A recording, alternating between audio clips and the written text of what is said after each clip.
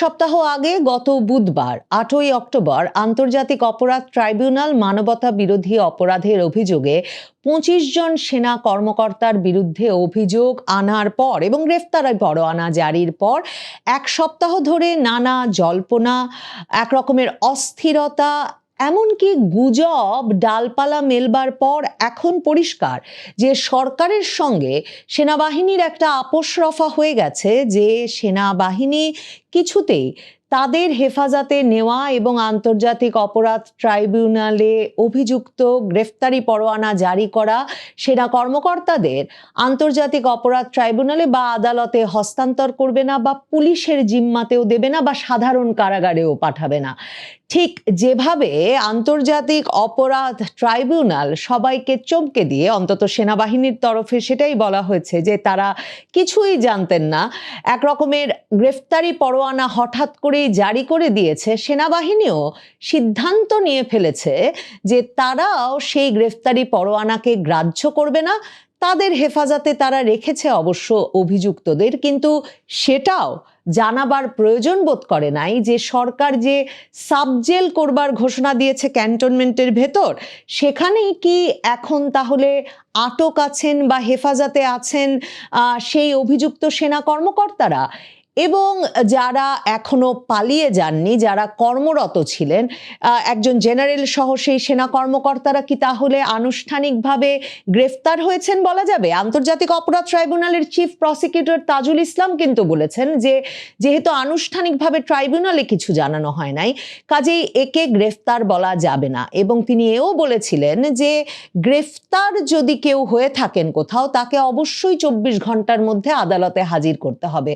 তাজুল ইসলাম তার পক্ষে এমনকি সম্ভবত ইউনূস সরকারেরও কাউকে সেনাবাহিনীর বিপক্ষে দাঁড়িয়ে বা সেনাবাহিনী যেসব ব্যবস্থাপনা নিচ্ছে তা যথেষ্ট হচ্ছে না, এ কথাটা স্পষ্ট করে বলবার জন্য আর কাউকে না পেয়ে সম্ভবত আন্তর্জাতিক সংগঠন টিআইবির দ্বারস্থ হয়েছে। হঠাৎ করে কোথা থেকে উদিত হয়ে ট্রান্সপারেন্সি ইন্টারন্যাশনাল বাংলাদেশ বলে বসেছে যে এই যে সাব জেলে সেনা কর্মকর্তাদের রাখা এবং মানে এক এক অপরাধীর জন্য এক এক ব্যবস্থা করা তা ন্যায়সঙ্গত হচ্ছে না। তবে পরিষ্কার, বাংলাদেশের সংবাদ মাধ্যম থেকে শুরু করে আর কোথাও এ নিয়ে টু শব্দ উচ্চারণ না হওয়ায় এটা পরিষ্কার যে সেনা কর্মকর্তারা তাজুলের ট্রাইব্যুনালের হেফাজতে যাবেন না।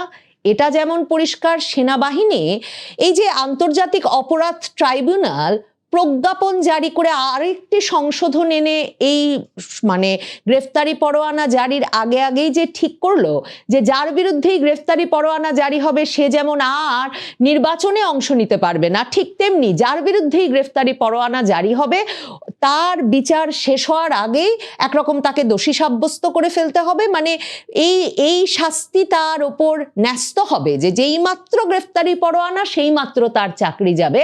সেনাবাহিনী একরকম মুখের ওপর এটাও বলে দিয়েছে যে সেই প্রজ্ঞাপনও তারা মানে না, সেই সংশোধন আন্তর্জাতিক অপরাধ ট্রাইব্যুনালের সেই আইনও তারা মানে না। কাজেই তারা এখনো গ্রেফতারি পরোয়ানা জারি হওয়া সেনা কর্মকর্তাদের সেনা কর্মকর্তা হিসেবেই মনে করছেন, তাদের রেশন সহ সকল সুবিধা বলবৎ আছে এবং সেনা কর্মকর্তা বলে মনে করছেন বলেই সেনা হেফাজতে সেনানিবাসের ভেতরে তাদেরকে রাখার সিদ্ধান্ত হয়েছে। তবে আবারও মনে করাই, আমরা এখনো পরিষ্কার জানি না যে সেনা হেফাজতে নেওয়া ওই সেনা কর্মকর্তারা এখন কোথায় আছেন। কারণ দেখেন, এমনকি সেনা আইনের নিয়মও বলে ৪৮ ঘন্টার বেশি সেনা হেফাজতে কাউকে বিনা বিচারে আটকে রাখা যাবে না। কাজেই সাব জেলে সত্যি সেনা কর্মকর্তাদের রাখা শুরু হয়েছে কিনা সেটা আমাদের আনুষ্ঠানিকভাবে জানানোর আগে বলা মুশকিল। দেখেন, আন্তর্জাতিক অপরাধ ট্রাইব্যুনালের এখতিয়ার নিয়ে এবং আন্তর্জাতিক অপরাধ ট্রাইব্যুনালকে এই যে অগ্রাহ্য করছে সেনাবাহিনী একরকম, সেটা কেন খুব তাৎপর্যপূর্ণ। দেখেন, আন্তর্জাতিক অপরাধ ট্রাইব্যুনালটি 1971 সালের মানবতা বিরোধী অপরাধের বিচার হবার জন্য এই আইনটি হয়েছিল এবং এই আইনে যুদ্ধাপরাধের বিচার করবার কথা। এই 2024-এর জুলাই আগস্ট আন্দোলনের পর যখন আন্তর্জাতিক অপরাধ ট্রাইব্যুনালে শেখ হাসিনা এবং শেখ হাসিনার মন্ত্রী, শেখ হাসিনার সময়কার আইন শৃঙ্খলা রক্ষাকারী বাহিনী এসবের বিচার হবে। 2024-এর জুলাই আগস্ট আন্দোলনের সময়ের হত্যা নির্যাতনের বিচার হবে সিদ্ধান্ত জানানো হলো, তখন থেকেই কিন্তু একদল বলবার চেষ্টা করছিলেন যে এই আইনে এই বিচার করবার অধিকার আছে কিনা, কারণ কোনো যুদ্ধ তো হয় নাই 2024-এর জুলাই আগস্টে। কাজেই একদল একে একটা পলিটিক্যাল ট্রাইব্যুনাল বা রাজনৈতিক ট্রাইব্যুনাল হিসেবে অভিহিত করছিলেন। তাজুল ইসলাম দারুণ নাটকীয়ভাবে এই বিচার সাজিয়েছেন বটে, মানে শেখ হাসিনার বিরুদ্ধে বিভিন্ন অভিযোগ এনে তার প্রমাণ হিসেবে কয়েক সেকেন্ডের বিভিন্ন অডিও বার্তা তিনি আন্তর্জাতিক বিভিন্ন সংবাদ মাধ্যমে পাঠিয়ে, তদন্তকারী দল দিয়ে সংগ্রহ করে সেগুলো আন্তর্জাতিক সংবাদ মাধ্যমে পাঠিয়ে এগুলো শেখ হাসিনারই গলা। কাজেই তাতেই প্রমাণ হয়েছে যে শেখ হাসিনাই গুলি চালাতে বলেছিলেন, তাতেই প্রমাণ হয়েছে শেখ হাসিনা হেলিকপ্টার থেকে গুলি চালাতে বলেছিলেন। এমন নানা রকম প্রেক্ষাপট তৈরি করেছেন। বাংলাদেশে প্রথমবারের মতো সরাসরি টেলিভিশনে তার অভিযোগ গঠনের প্রক্রিয়া সরাসরি সম্প্রচারিত হচ্ছে, মানে নানা রকম নাটকীয় উপাদান যুক্ত করেছেন তিনি এই বিচারে বটে।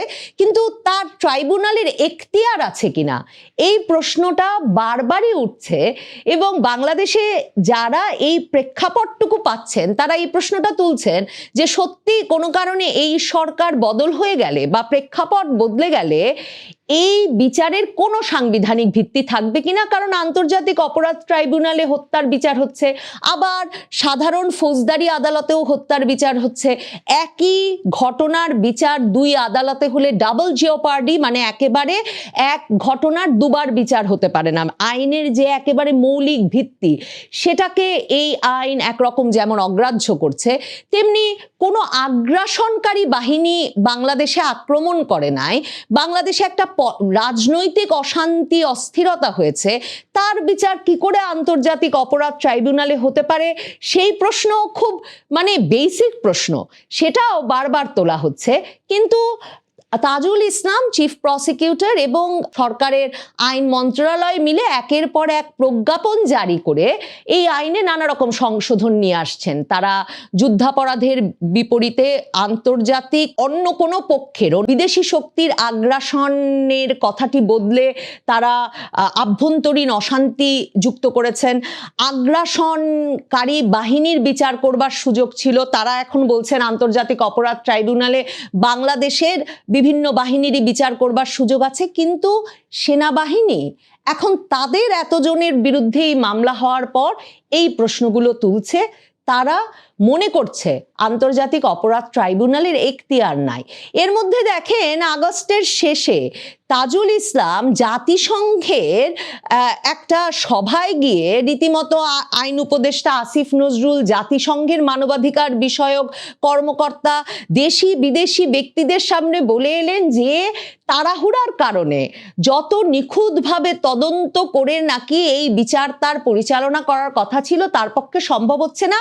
কারণ তিনি মনে করছেন সরকার বদলে গেলে, মানে নির্বাচিত সরকার এলে তারা এই মানে তাজুল ইসলামকে দিয়ে আন্তর্জাতিক অপরাধ ট্রাইব্যুনালের বিচারটা হয়তো মানে চালিয়ে যাবে না, মানে তারা নিয়মিত আদালতে বিচারের দিকে যাবে।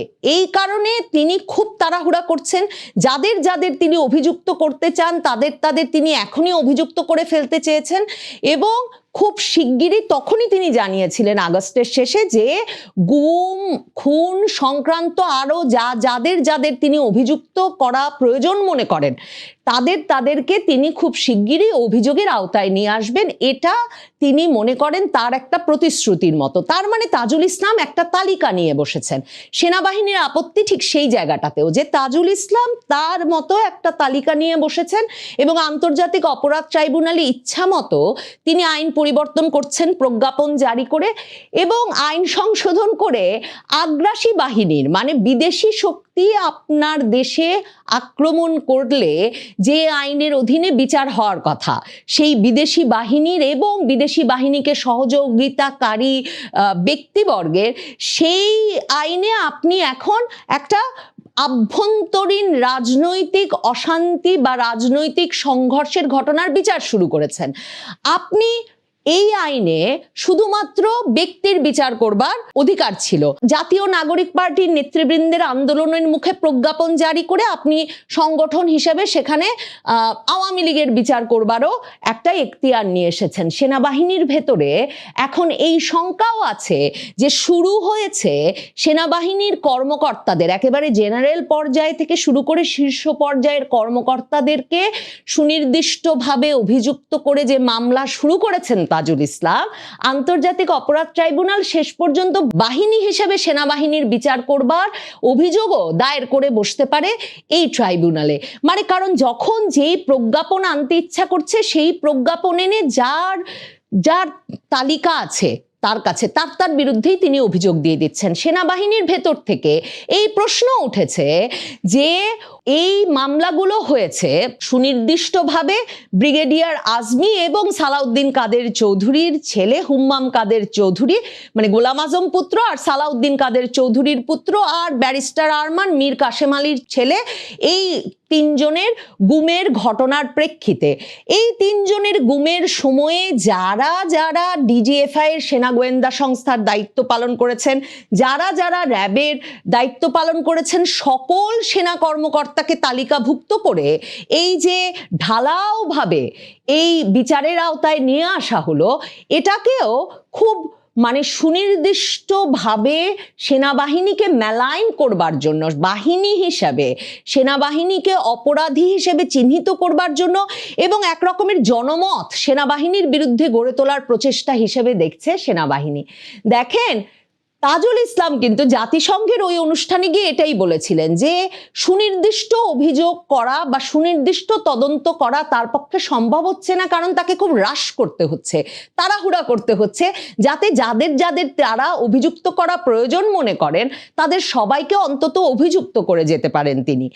এখন মনে হচ্ছে সেনাবাহিনীর লেজে পাড়া দিয়ে, মানে এমন এক সাপের লেজে পাড়া দিয়েছেন তাজুল ইসলাম, আন্তর্জাতিক অপরাধ ট্রাইব্যুনালের চিফ প্রসিকিউটর, যে সেনাবাহিনী এই অপরাধ ট্রাইব্যুনালকে অগ্রাহ্য করার মাধ্যমে এক রকমের এমন পরিস্থিতি সৃষ্টি করে ফেলেছে যে হয়তো এই অজগর সাপই এই আন্তর্জাতিক অপরাধ ট্রাইব্যুনালকে গিলে খাবে, মানে এর গ্রহণযোগ্যতা তলানিতে নিয়ে ঠেকাবে। দেখেন, আন্তর্জাতিক অপরাধ ট্রাইব্যুনাল বিচার করছে শেখ হাসিনার বিষয়ে নানা রকম, উনি খুব মানে রসিয়ে রসিয়ে গল্প বলতে পারেন, রসিয়ে রসিয়ে নানা রকম কাহিনী বলছেন জুলাই আগস্টে নৃশংসতার, নিষ্ঠুরতার, সেসব কাহিনী যখন তিনি বলছেন তখন বারবারই তাজুল ইসলামের তরফে, চিফ প্রসিকিউটরের তরফে, আন্তর্জাতিক অপরাধ ট্রাইব্যুনালের তরফ থেকে শুরু করে একেবারে ডক্টর মোহাম্মদ ইউনূস, তাদের সকলের অভিযোগ যে শেখ হাসিনার বিচার করতে ভারত শেখ হাসিনাকে বাংলাদেশে পাঠাচ্ছে না, আন্তর্জাতিক অপরাধ ট্রাইব্যুনালের হাতে দিচ্ছে না।